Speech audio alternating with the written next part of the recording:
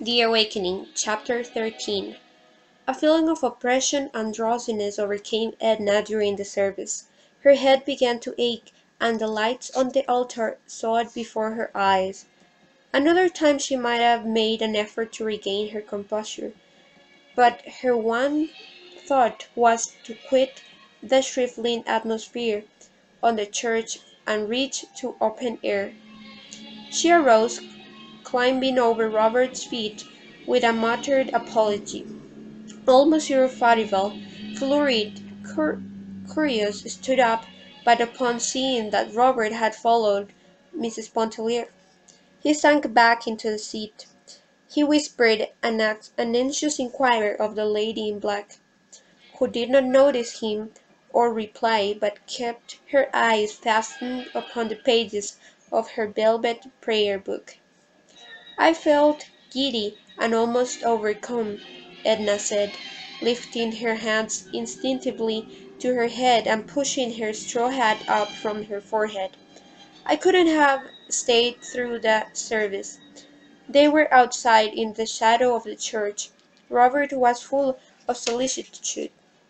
It was folly to have thought of going in the first place, let alone staying. Come over to Madame Antoinette's. You can rest there. He took her arm and led her away, looking anxiously and continuously down into her face. Who stills it was, with only the voice of the sea whispering through the reeds that grew in the salt-water pools. The long line of little grey, weather-beaten houses nestled peacefully among the orange trees. It must always have been God's day on that low, drowsy island, Edna thought. They stopped, leaning over a jagged fence made of sea drift, to ask for water. A youth, a mild-faced Acadian, was drawing water from the cistern, which was nothing more than a rusty boy, with an opening on one side sunk in the ground. The water which the youth handed to them in a tin pail was not cold to taste, but it was cool to her heated face, and it greatly revived and refreshed her. Madame Antoinette's court was at the far end of the village. She welcomed them with all the native hospitality, as she would have opened her door to let the sunlight in. She was fat, and walked heavily and clumsily across the floor. She could speak no English, but when Robert made her understand that the lady who accompanied him was ill and desired to rest, she was all eagerness to make Edna feel at home and to dispose of her comfortably. The whole place was immaculately clean, and the big four-posted bed, snow-white, invited one to repose. It stood in a small a side room, which looked out across a narrow grass plot toward the shed, where there was a disabled boat lying knee upward. Madame Antoinette had not gone to mass. Her son Tony had, but she supposed he wouldn't soon be back, and she invited Robert to be seated and wait for him. But he went and sat outside the door and smoked. Madame Antoinette busied herself in the large front room preparing dinner. She was boiling mullets over a few red coals in the huge fireplace. Edna, left alone in the little side room, loosened her clothes, removing a greater part of them. She bathed her face, her neck, and arms in a basin that stood between the windows. She took off her shoes and stocking and stretched herself in the very centre of the high white bed. How luxurious it felt to rest thus in a strange, quaint bed, with its sweet country odour of laurel lingering about the sheets and mattress. She stretched her strong limbs that ached a little. She ran her fingers through her loosened hair for a while. She looked at her round arms as she held them straight up and rubbed them one after the other, observing closely, as if were something she saw for the first time, the fine firm quality and texture of her flesh. She clasped her hands easily above her head, and it was thus she fell asleep. She slept lightly at first, half awake and drowsily attentive to the things about her. She could hear Madame Antoinette's heavy scraping tread as she walked back and forth on the sanded floor.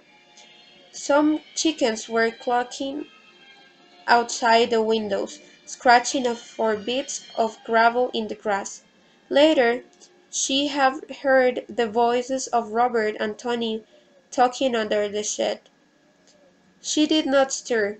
Even her eyelids rested numb and heavily over her sleepy eyes. The voices went on. Tony's slow Acadian drawl, Robert's quick, soft, smooth French.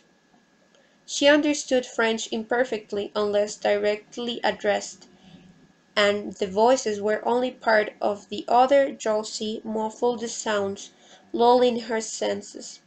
When Edna awoke, it was with the conviction that she had slept long and soundly.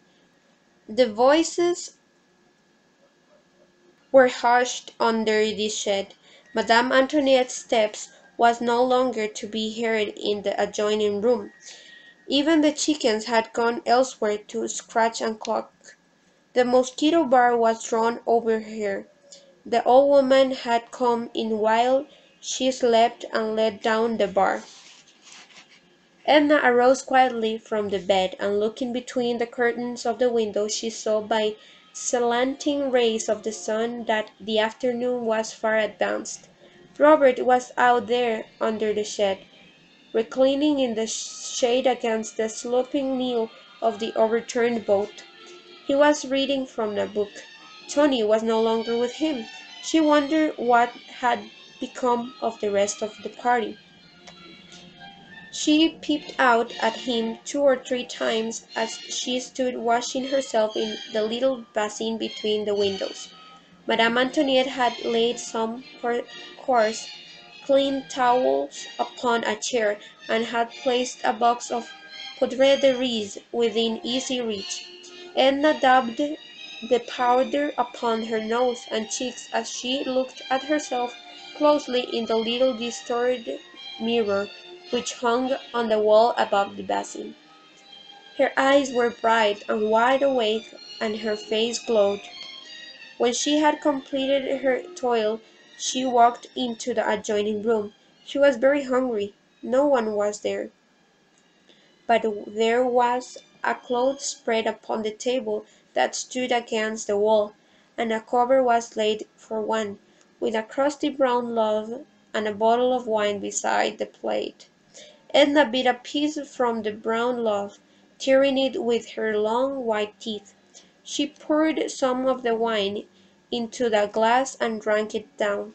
Then she went softly out of doors and plucking an orange from the low-hanging bough of a tree, threw it at Robert, who did not know she was awake and up. An illumination broke over his whole face when he saw her and joined her under the orange tree.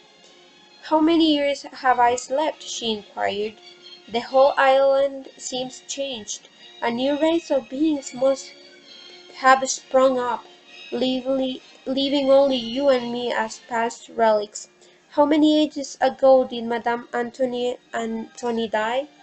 And when did our people from Grand Isle disappear from the earth?" He familiarly adjusted a ruffle upon her shoulder. "You have slept precisely 100 years.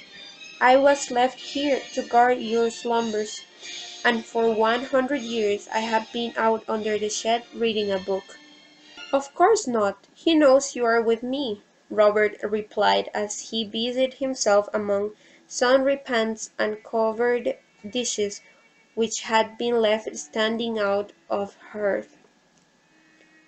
"Where are Madame Antoinette and her son?" Edna asked. "Gone to vespers, and to visit some friends, I believe. I am to take you back in Tony's boat whenever you are ready to go." He stirred the smouldering ashes till the broiled fowl began to sizzle afresh. He served her with no mean repast, dripping the coffee anew and sharing it with her. Madame Antoinette had cooked little else than the mullets, but while Edna slept Robert had foraged the island. He was childishly gratified to discover her appetite, and to see the relish with which she ate the food which he had procured for her.